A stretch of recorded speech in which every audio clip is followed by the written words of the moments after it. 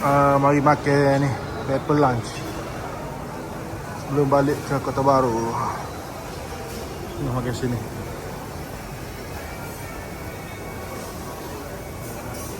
Okey, ni menu yang disediakan di pepper lunch Genting Highland.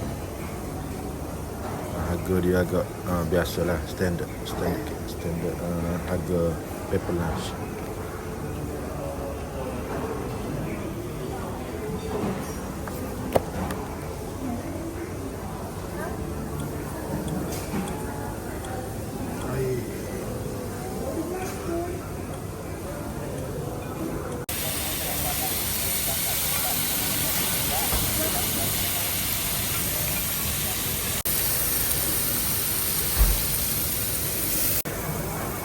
Boleh.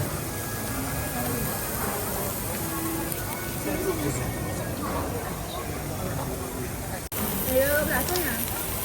13 ni. Dah siap makan, kami terus bertolak pulang ke Kota Baru.